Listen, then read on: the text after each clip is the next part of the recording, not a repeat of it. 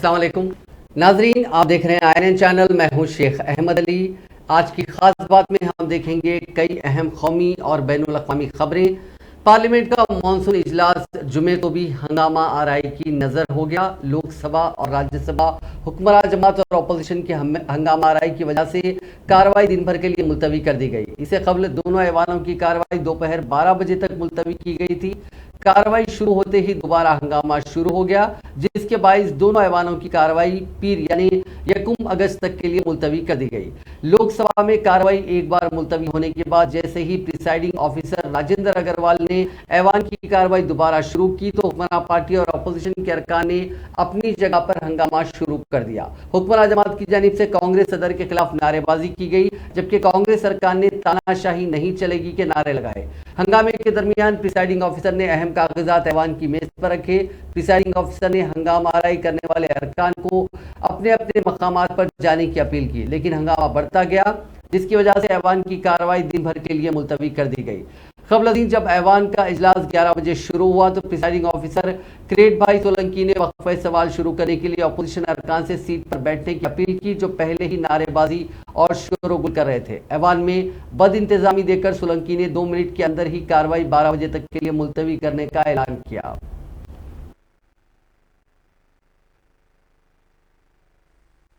आज मैं कार्य सूची क्रम संख्या 16 पर मेरे नाम के समझ सूचीबद्ध विभाग संबंधी उद्योग संबंधी संसदीय स्थायी समिति का 317वां प्रतिवेदन एक प्रति सभा पटल पर रखता हूँ। धन्यवाद। श्री अंजुर राम मेघवाल जी। Honorable Chairperson sir, with your permission, I want to make a statement regarding the status of implementation of the recommendation observation content in the 315th report of the Department-related Parliamentary Standing Committee on Transport, Tourism and Culture on Demand Program 2022-23 pertaining to the Ministry of Culture. Thank you. Item number 18, Shri Arjun Ram Meghwal ji.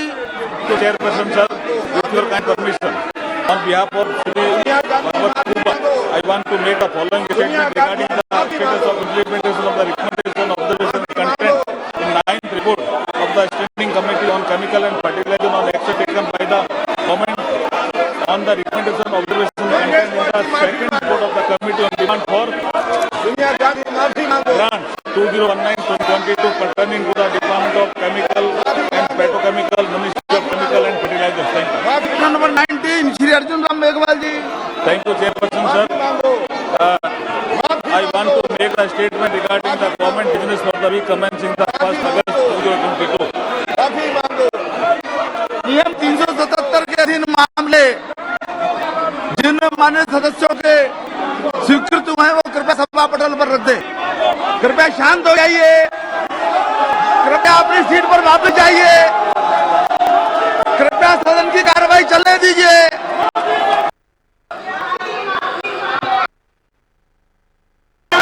The very important members, Minister. Honorable members, I'm again requesting you, please go back to your chairs, please go back to your seats. The honorable members, please go back to your chairs. We will commence with the question hour. It's a very important point of time. There are many issues that are to be discussed of national importance. Honorable members, there are many aspects, many issues. You want to raise issues of public importance. Question hour is the time. There are many questions that have been listed here on the question hour.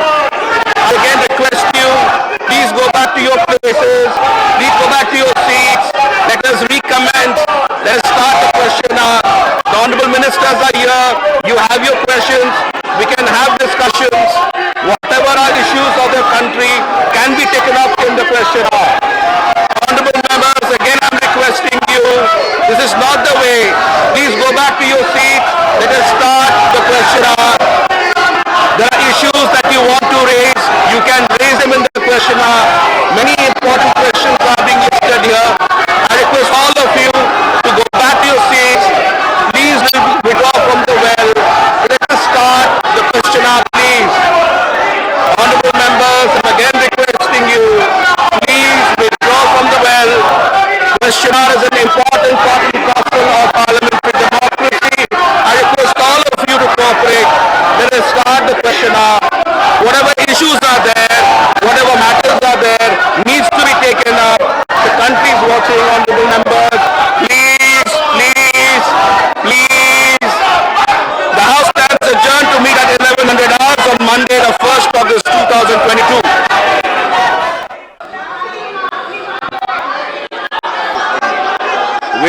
commence.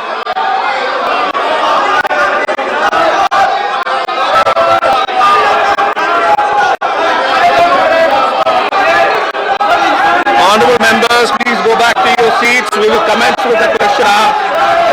We will commence with the question hour. Please, everyone, please calm down. Please go back to your seats. Please go back to your seats. सदर जमहूरिया द्रौपदी मुर्मू पर मुतनाज़िया बयान पर मचे हंगामे के बीच मरकजी वजीर स्मृति ईरानी ने वजारत में अपने साथी डॉक्टर महेंद्र मुंचवारा और जॉन बारला के साथ सदर जमहूरिया द्रौपदी मुर्मू से मुलाकात की। स्मृति ने इसे एक फॉर्मल मीटिंग बताया। वहीं मुतनाज़िया बयान देने वाले कांग्रेस एमपी अधीर रंजन चौधरी ने जुमेरात को सदर से मिलने के लिए वक्त मांगा था। उन्हें वक्त अभी तक नहीं दिया गया, लेकिन उन्होंने आज एक चिट्ठी लिखकर सदर जमहूरिया से माफ़ी मांगी और कहा कि गलती से उनके मुंह से राष्ट्रपति के बजाय राष्ट्रपति निकल गया था, जिसके लिए उन्हें माफ़ किया जाए। भारतीय जनता पार्टी की हुक्मरानी वाली रियासत गुजरात में जहरीली शराब पीने से 40 से ज्यादा अफराद की मौत हो चुकी है और मुतअद्दिद अफराद अस्पताल में जेर इलाज हैं। ड्राई स्टेट करार दिए गए गुजरात में जहरीली शराब से इतने लोगों की मौत के बाद सवाल उठ रहे हैं कि आखिर नशे के इस धंधे को किसकी पुष्टपनाही हासिल है। ये सवाल कांग्रेस के साबिक सदर राहुल गांधी ने उठाया है। कांग्रेस के साबिक सदर राहुल गांधी ने ट्वीट किया कि ड्राई स्टेट गुजरात में जहरीली शराब पीने से कई घर तबाह हो गए, वहां से अरबों की मंशियात भी मुसलसिल बरामद हो रही है। ये बड़ी तशवीशनाक बात है। बापू और सरदार पटेल की जमीन पर ये कौन लोग हैं जो बेधड़क मंशियात का कारोबार कर रहे हैं? इन माफिया को कौन सी हुक्मरान क़ुव्वतें तहफ़्फ़ुज़ दे रही हैं? ख्याल रहे कि गुजरात में जहरीली शराब से अब तक 46 अफराद की मौत हो चुकी है। गुजरात के बोटाड जिले में जहरीली शराब पीने की वजह से 46 अमवात के बाद बीजेपी हुकूमत हिज़्ब इख्तिलाफ के निशाने पर है। कांग्रेस लीडर राहुल गांधी ने ट्वीट करके जहां सवाल किया, तो वहीं कांग्रेस के तर्जुमान पवन खेड़ा ने भी इस पूरे मामले पर आज कांग्रेस के हेडक्वार्टर्स दिल्ली से एक प्रेस कॉन्फ्रेंस को एड्रेस किया। उन्होंने अपने बयान में कहा कि मोदी जी के गांव वडंकर से लेकर हर जिले में शराब का गैर कानूनी धंधा उरूज पर है। इसके बावजूद इस मामले में लीपापोती की जा रही है।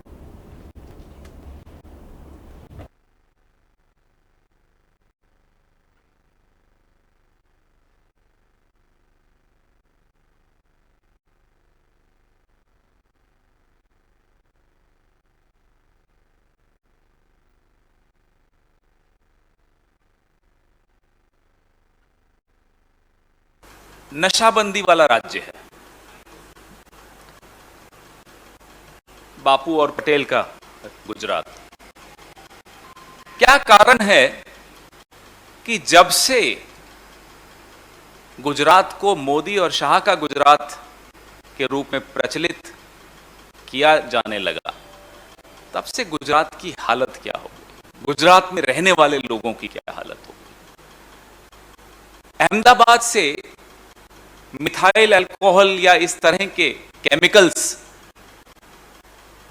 बनते हैं, बन के कई कई 100 किलोमीटर दूर बिक जाते हैं।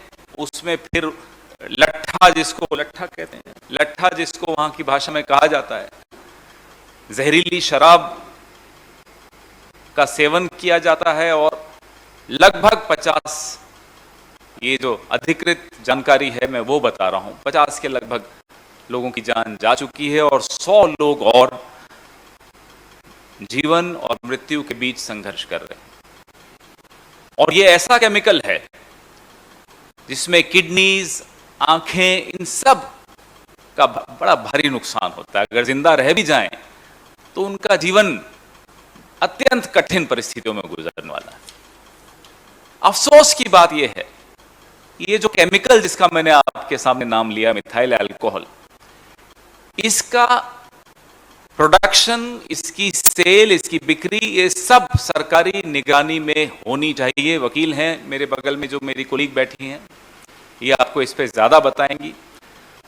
बावजूद इसके सरेआम इसकी बिक्री हो रही है, सरेआम इसका सेवन हो रहा है और लोग मौत का शिकार हो रहे हैं। बोटाड जिला गुजरात का, जिसमें ये दुखांतिका हुई, और ये कोई पहली बार नहीं हुई है।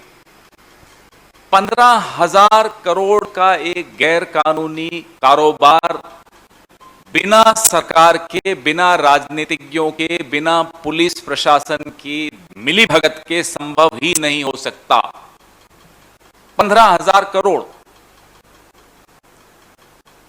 प्रधानमंत्री आज गुजरात में, गृह मंत्री भी आज गुजरात वहीं के हैं, मुख्यमंत्री, तीनों में से कोई अगर बोटाद गए हों, मृतकों के परिवारों से मिले हों, प्रधानमंत्री ने अगर कोई ट्वीट किया हो, कोई स्टेटमेंट दिया हो, तो आप मुझे बताइए। गैर भाजपा राज्यों में अगर ये हुआ होता तो प्रधानमंत्री तुरंत 10 मिनट में ट्वीट करते हैं, मुख्यमंत्री से बात कर रहे हैं, स्टेटमेंट दे रहे हैं। प्रधानमंत्री जी, हम अब आपको कहते हैं, कुछ दिन अब आप भी गुजारो गुजरात में, जरा जाकर देखिए क्या हालत है गुजरात की।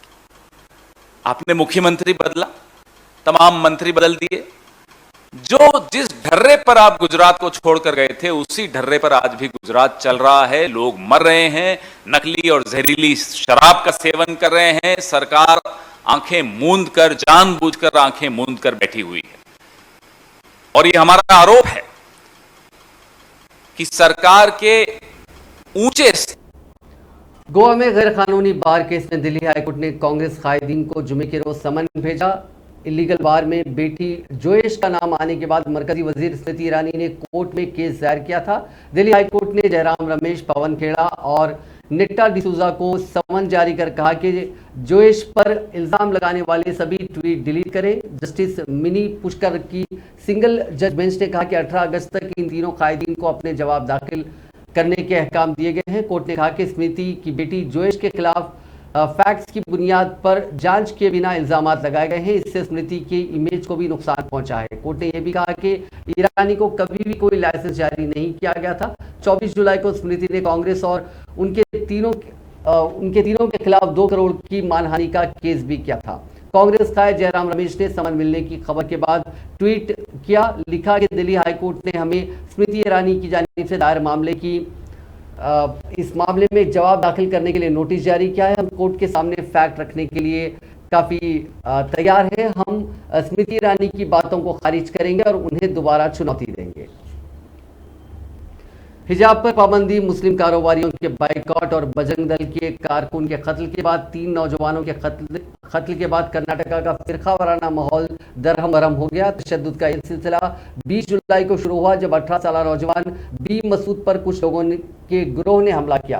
बुरी तरह से जख्मी मसूद ने 21 जुलाई को दम तोड़ दिया। पुलिस ने कत्ल के तमाम 8 मुलजिमीन को गिरफ्तार कर लिया। इसके बाद 26 जुलाई को बाइक पर सवार कुछ हमलावरों ने बिलारी कस्बे में बीजेपी के कारकुन 31 साल प्रवीण कुमार नेतारों पर हमला करके उसे कत्ल कर दिया। इस मामले में पुलिस ने 2 मुलजिमीन को गिरफ्तार किया और 20 से ज्यादा लोगों से पूछताछ की जा रही है। इसके बाद गुज़िश्ता शब सवरकल शहर में 23 साल फाजिल को कुछ लोगों के गिरोह ने कत्ल कर दिया। इस वारदात को कपड़े की दुकान के सामने अंजाम दिया गया और उसकी वीडियो सोशल मीडिया पर वायरल हो रही है।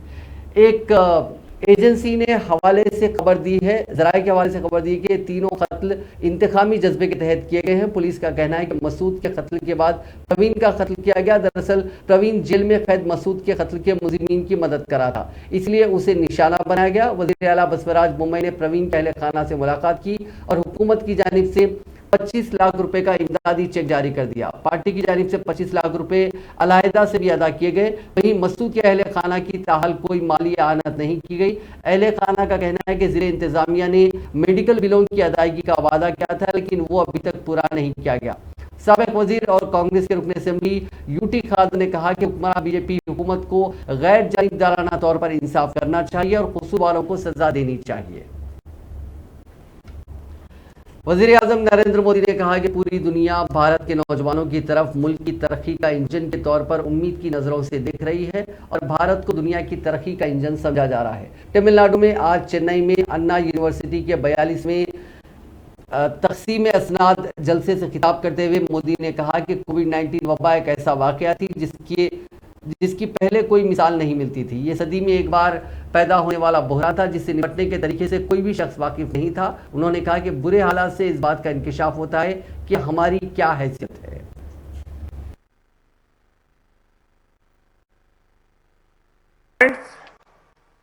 Most of you have studied in the streams related to engineering or technology.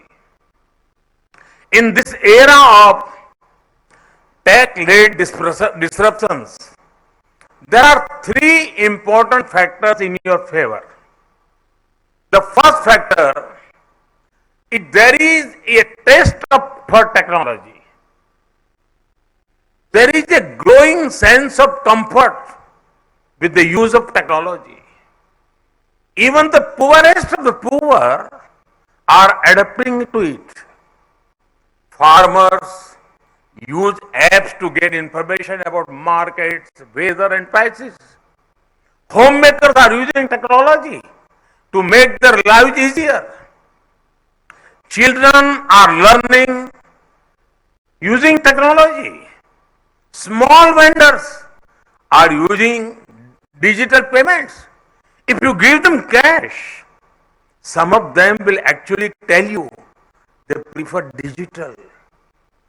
India is the world leader in digital payments and fintech. A huge market for technological innovations is waiting for you to do your magic. The second factor is there is trust in risk takers. Earlier, at social occasions, it was difficult for a youngster to say he or she was an entrepreneur. People used to tell them to get settled, meaning get a salaried job. Now, the situation is opposite. People ask whether you have tried to start something on your own. Even if one is working in a job, it is seen a closer to work for startups.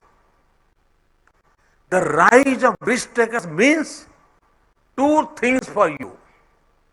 You can take risks on your own, or you can build upon the opportunities created by others. The third factor, there is temperament for reform. Earlier, there was a notion that a strong government means it should control everything and everyone. But we have changed this.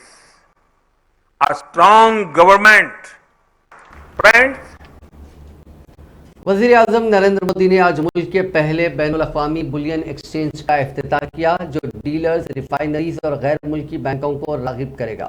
Boolean की तिजारत इस exchange के जरिए depository रसीदों की शक्ल में की जाएगी।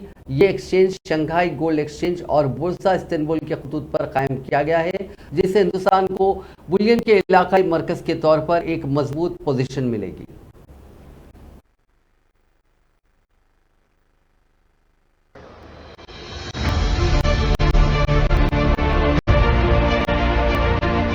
Two economies, one pathway to growth. NSE IFSC SGX Connect, a collaboration between India and Singapore, fulfills the dream of our Honorable Prime Minister to onshore the offshore transactions. Guided by IFSC, it's an opportunity for global investors to trade nifty products. NSE IFSC SGX Connect, the highway to Indian markets. आज भारत दुनिया की सबसे बड़ी economies में से एक है। इसलिए भविष्य में जब हमारी इकोनॉमी आज से भी कहीं ज्यादा बड़ी होगी, हमें उसके लिए अभी से तैयार होना होगा और बड़ा होना तय है।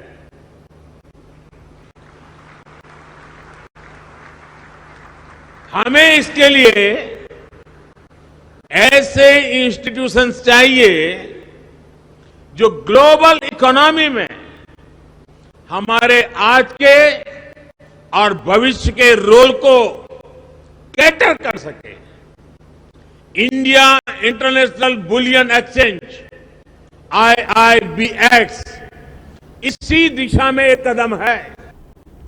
हिंदुस्तान के सबसे बड़े बैंकिंग घोटाले मामला यानी 17 बैंकों के ग्रुप को 34,615 करोड़ रुपए का नुकसान पहुंचाने वाले मामले में सीबीआई की कार्रवाई लगातार जारी है।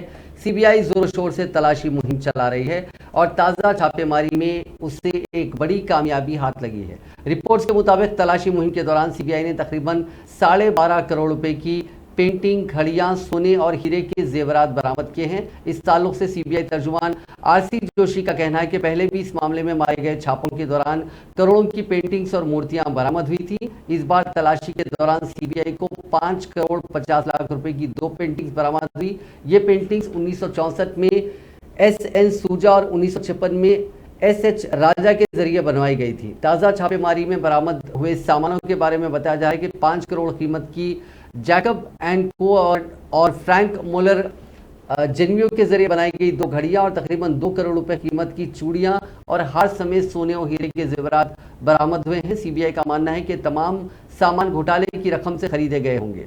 सीबीआई ने इस मामले की जांच के दौरान मुंबई की DHFL कंपनी के साबिक चीफ मैनेजिंग डायरेक्टर और डायरेक्टर को गिरफ्तार किया था, जो अभी सीबीआई की हिरासत में है और उनसे पूछताछ चल रही है। राजस्थान के बाड़मेर जिले में जुमेरात को MiG-21 ट्रेनर तैयारे के हादसे में 2 हिंदुस्तानी फिजाइया के पायलटों की मौत हो गई है। हिंदुस्तानी फिजाइया ने एक बयान में कहा कि IAF का एक जुड़वां सीटर MiG-21 ट्रेनर तैयारा शाम राजस्थान के उत्तरलाई एयरबेस से ट्रेनिंग श्योरिटी के लिए रवाना हुआ था। रात तकरीबन 9:10 पर तैयारा बाड़मेर के करीब हादसे का शिकार हो गया था। दोनों पायलटों को शदीद चोटें आईं, जिससे उनकी मौत हो गई। जानों के जिया पर हिंदुस्तानी फिजाइया ने अफसोस का इजहार करते हुए कहा कि फिजाइया गमजदा खानदानों के साथ मजबूती से खड़ा है। मिग तैयारा गिरने के बाद भीमडा गांव में अफरा तफरी मच गई। बताया जा रहा है कि तबाह होने वाले मिग तैयारे का मलबा तकरीबन आधे किलोमीटर तक फैला हुआ था। IAF ने मजीद कहा कि हादसे की वजह मालूम करने के लिए कोर्ट ऑफ इंक्वायरी का हुक्म दिया गया है। वजीर दिफा राजनाथ सिंह ने हादसे में जानी नुकसान पर अफसोस का इजहार किया। मध्य प्रदेश के जबलपुर रेलवे स्टेशन पर एक बुजुर्ग के साथ पुलिस एहलकार की बर्बरता का वीडियो सामने आया है। बताया जा रहा है कि बुजुर्ग के साथ एक शख्स किसी बात पर गाली गलौज कर रहा था, जिसकी शिकायत उसने प्लेटफॉर्म पर खड़े पुलिस वाले से की, जिसके बाद पुलिस वाले ने बुजुर्ग को लात, घूंसों और बेल्ट से बुरी तरह पीटा। इस पुलिस एहलकार की पहचान कांस्टेबल अनंत शर्मा के तौर पर हुई है। वो रीवा के लौर पुलिस स्टेशन में अपॉइंटेड है। वीडियो की तस्दीक होते ही एसपी नवनीत भसीन ने उसे सस्पेंड कर दिया है। वीडियो में देखा जा सकता है कि पहले पुलिस एहलकार बुजुर्ग को धक्का देकर प्लेटफॉर्म पर पटक देता है, इसके बाद उस पर हाथ चलाता है, फिर बुजुर्ग के चेहरे पर जूता पहना पुलिस एहलकार पैर चलाता है। पुलिस एहलकार की हैवानियत यहीं खत्म नहीं होती। इतना सब कुछ करने के बाद उसने बुजुर्ग के दोनों पैर पकड़कर उसे घसीटता हुआ दूसरे प्लेटफॉर्म पर ले जाता है और रेल लाइन की जानिब पीठ के बल जिस्म का आधा हिस्सा लटका देता है। फिर बुजुर्ग के दोनों पैर फैलाकर उसके प्राइवेट पार्ट पर पैर से मारता है। मुंबई के अंधेरी में जुमे के रोज शदीद आग लग गई। आग बुझाने के लिए फायर टेंडर्स की 12 से ज्यादा गाड़ियां मौके पर पहुंची। आग चित्रकूट स्टूडियो में लगी। स्टूडियो में प्लास्टिक और थर्माकोल से बना सेट था, इसीलिए आग बुझाने में दिक्कत आई। वहां से निकलने वाला धुआं आसपास के इलाकों में फैल गया। आसपास के इलाकों में लोगों को खिड़कियां दरवाजे बंद रखने की अपील की गई। ऋषिकेश शिवपुरी रूट पर बस पलटने का एक खौफनाक वीडियो सामने आया है। ये वाकया मुनि की रेती पुलिस स्टेशन इलाके का है, जहां जुमेरात की शाम 5 बजे ऋषिकेश के नीलकंठ महादेव की जानिब जा रही एक बस बेकाबू होकर पलट गई। हादसे में एक खातून की मौत हो गई, 15 से ज्यादा मुसाफिर जख्मी हो गए। मरने वाली खातून मुसाफिर का नाम इंदू देवी बताया जा रहा है, जो बालिया के मजुआ की रहने वाली हैं। बस को भद्राकाली होते हुए मुनिका रेती पार्किंग में आना था। भद्राकाली से आगे अचानक बस का ब्रेक फेल हो गया। SSI रमेश कुमार सैनी ने बताया कि इस हादसे में बस में सवार सभी मुसाफिरों को चोट आई है। पास के अस्पताल में सभी को इलाज के लिए भेजा गया। मुंबई से गुजरात के कांडला जा रहे स्पाइस जेट की एक फ्लाइट की वापस मुंबई में कॉशन लैंडिंग कराई गई। सभी मुसाफिर और क्रू महफूज हैं। पिछले 24 दिन में स्पाइस जेट के प्लेन में उड़ान के बाद तकनीकी खराबी की वजह से वापस लैंडिंग कराने का ये 9वां मामला है। DGCA के अहदेदारों ने कहा कि इसकी जांच शुरू कर दी गई है। एक दिन पहले ही director of director general of civil aviation ने स्पाइस जेट के 50% उड़ानों पर 2 महीने के लिए रोक लगा दी थी। इस दौरान डीजीसीए स्पाइस जेट की उड़ानों पर खास निगरानी करेगा। स्पाइस जेट ने कहा था कि डीजीसीए के हुक्म से उड़ान जो फ्लाइट ऑपरेशन पर कोई असर नहीं पड़ेगा, क्योंकि ऑफ सीजन होने की वजह से उड़ानों की तादाद पहले ही कम की जा चुकी है। कॉमनवेल्थ गेम्स 2022 का आगाज जुमेरात को अलेक्जेंडर स्टेडियम में एक शानदार इफ्तिताई तकरीब के साथ हुआ। डोरान और ब्लैक सिप्त बैंड के गिटार नवाज टोनी आइमी जैसे मकामी मौसीकारों ने इस तकरीब में शिरकत की। दौलत मुश्तरका के 72 ममालिक और खितों के हरीफ और 30,000 तमाशाइयों के दरमियान बर्मिंघम के सनती विरसे और उसकी कसीरुल सकाफती रिवायत का जश्न मनाया गया। बर्मिंघम की मोटर इंडस्ट्री की तारीख को खिराज तहसीन पेश करते हुए 5 दहाइयों पर मुहित 72 कारों को प्रोग्राम में इकट्ठा किया गया।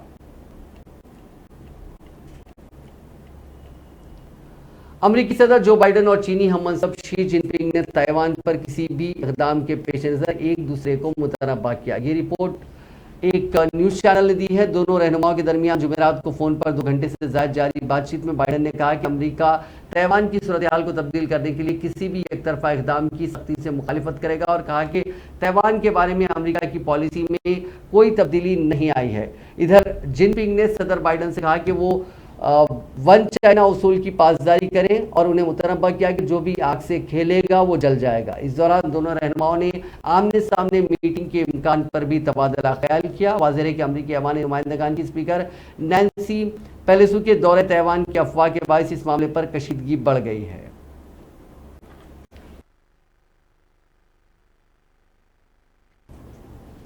फ्रांस के सदर इमैनुअल मैक्रों ने सऊदी वली अहद शहजादा मोहम्मद बिन सलमान बिन अब्दुल अजीज का अलेसी महल में खैर मकदम किया, जहां उनके दरमियान मुज़ाकरात हुए। इन मुज़ाकरात में 2 तरफा माहिदात और इलाकाई तरक्की के उमूर शामिल थे। शहजादा मोहम्मद बिन सलमान फ्रांस अपने यूरोपीय दौरे के दूसरे मरहले के तौर पर फ्रांस पहुंचे हैं ताकि सऊदी अरब और फ्रांस के बाहमी ताल्लुकात के साथ साथ मुख्तलिफ शोबों में ताउन का फ़रोग़ मुमकिन हो सके। इससे पहले पिछले साल दिसंबर में फ्रांसीसी सदर मैक्रोन भी सऊदी अरब का दौरा कर चुके हैं ताकि बाहमी दिलचस्पी के उमूर पर तबादला ख्याल हो सके। ख्याल रहे कि सऊदी अरब और फ्रांस के दरमियान मजबूत इक़्तिसादी ताल्लुकात मौजूद हैं। गुज़िश्ता 5 बरसों के दौरान दोनों मुल्कों के दरमियान 2 तरफा तिजारत का हजम 163 अरब रियाल रहा।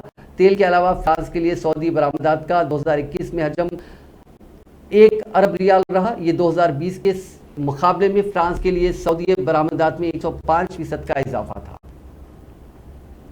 नीदरलैंड में एक बेकरी में खातून ने सफाई वाले कपड़े से चोर को खदेड़ दिया। काले कपड़े पहने चोर ने खातून को डराने की कोशिश की, लेकिन खातून ने बिना डरे उसका मुकाबला किया। दुकान में लगे सीसीटीवी में पूरा वाकया कैद हो गया, जो अब वायरल हो रहा है। सोशल मीडिया पर लोग खातून की हिम्मत की दाद दे रहे हैं। ये मामला डेविंडर शहर का है। वहाँ की मेवलाना बेकरी में लतीफ़ा पैकर जब काउंटर के पीछे सफाई कर रही थी तो काले कपड़े पहने एक चोर उनकी दुकान में दाखिल हो गया। चोर सीधे कैश काउंटर के पास गया और कैश निकालने लगा। उसके हाथ में काले रंग का एक बैग था और एक बड़ा चाकू था, लेकिन इस खातून ने हिम्मत दिखाते हुए उसका मुकाबला किया।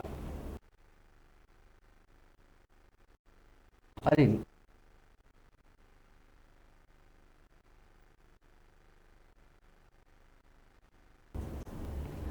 नाज़रीन, आज की खास बात में बस इतना ही। आपसे कल मुलाकात होगी नई खबरों के साथ। आप देखते रहिए INN चैनल।